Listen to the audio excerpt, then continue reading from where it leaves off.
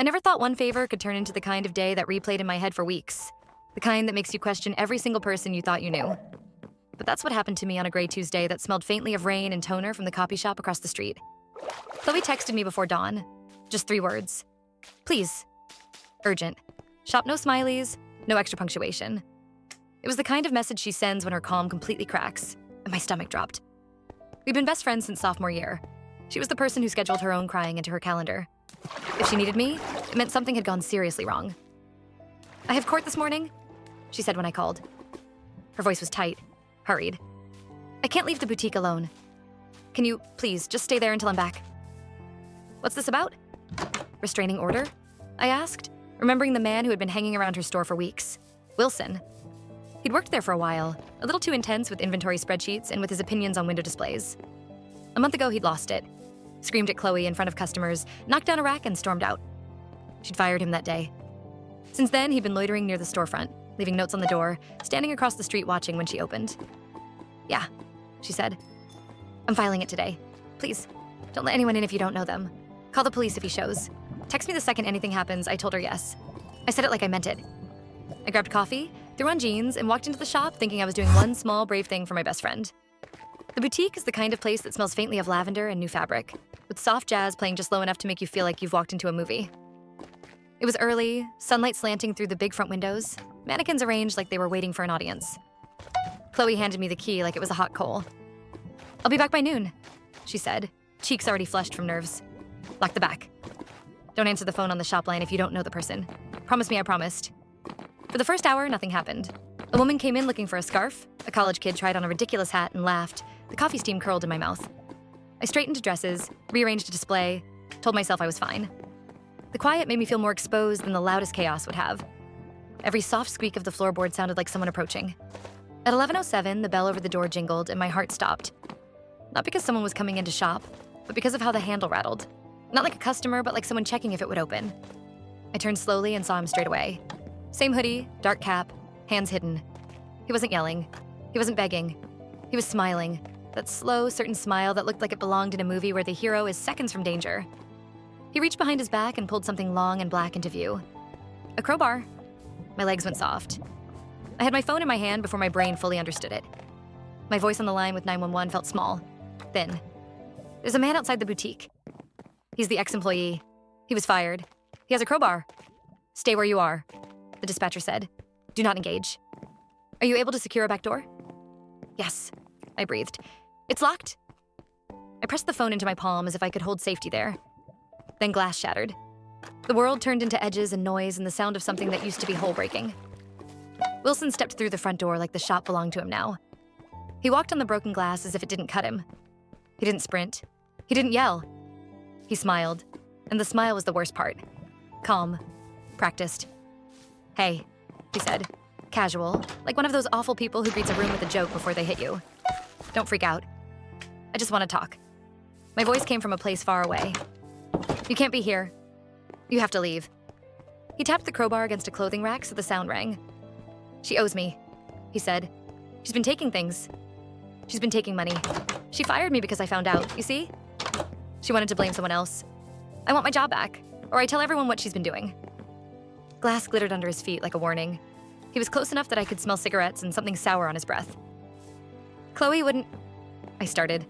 Absurdly defensive for someone who'd only known the woman for years, not intimately. He laughed, soft and dry. Maybe she would. Maybe she would if she thought it set her free. His eyes flicked to the register, to the small office, then back to my phone. Call her, he said. Tell her to come. Now the dispatcher's voice was a soft line in my ear.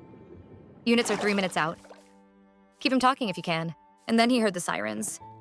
In an instant, his whole face went flat. The smile dissolved. He looked for the nearest exit and moved for it, but he moved slow, deliberate. Like he wanted me to understand he could have stayed if he'd chosen to. He bolted. He went out through the same hole he'd made into the gray street and was gone before the patrol car had its lights fully on. The shuffle of shoes and the loud official voice questions burned into the shop the way heat burns a smell into fabric. When the officers came in, they were efficient and kind in a way that only people trained for trauma can be. They took my statement, took my phone. They asked me if I wanted to press charges. Someone asked if I wanted to ride home. My hands didn't stop shaking for hours. Chloe arrived 20 minutes later looking wrecked, hair damp from courthouse stress, eyes rimmed red. She hugged me like she'd been worried I'd been broken into and taken. "I'm so sorry," she kept saying. "They'll find him. They always do." She clung to me like I was the proof of a life that hadn't shattered completely. In the back of my head, where rational thoughts lived, the words Wilson had said spiderwebbed out. Stealing, stealing, stealing. I wanted to ask, to hear the other side, to understand.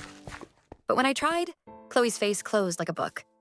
She told the officers she had nothing to hide, that she'd never taken money. She had receipts. She had accountant logs. She cried while the cop asked questions like a show put on for the cameras. I wanted to believe her, but part of me kept flipping through the possibilities, trying on each one like a dress.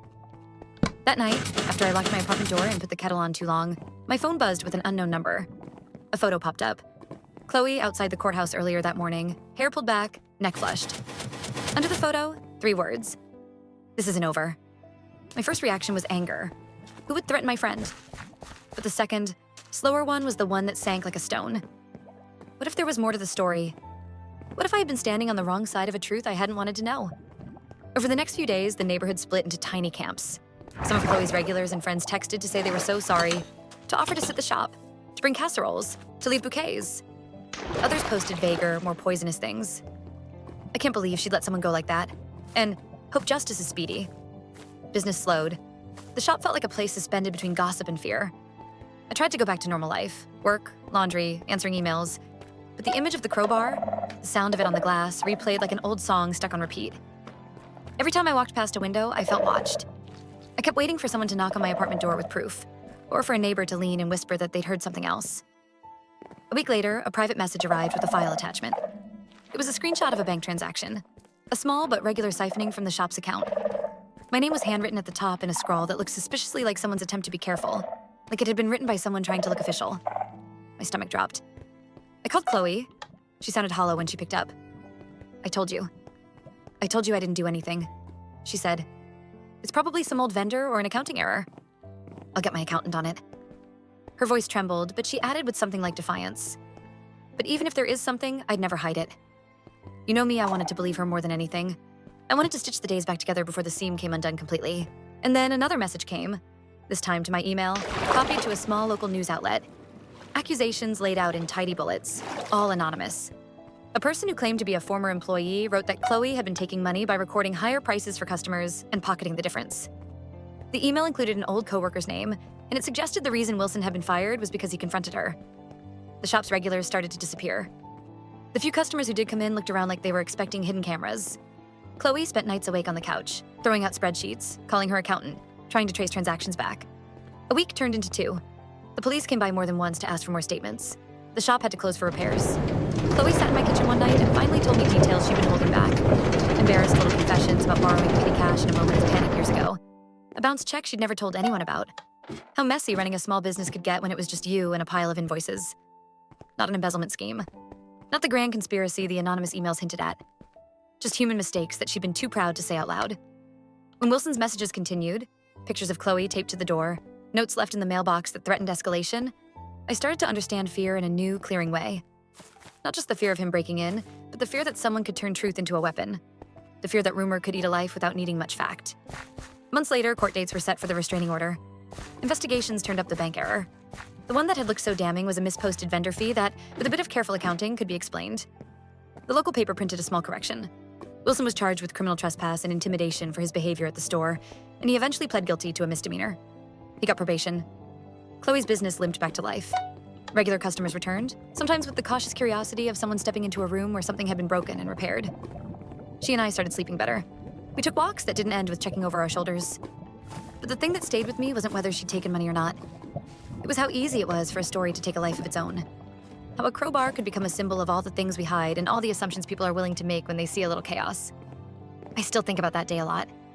I replay the sound of glass, the press of cold metal on my shoulder, the way a model in the window looked for a second like a person frozen mid-fall.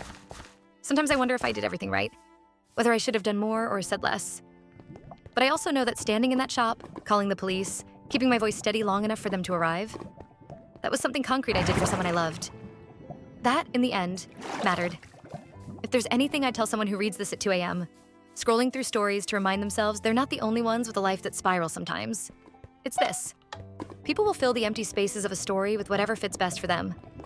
Be slow to believe the loudest version. Be quick to stand alongside the person who asked for help. And never underestimate how much courage it takes just to stay put when chaos walks in the door.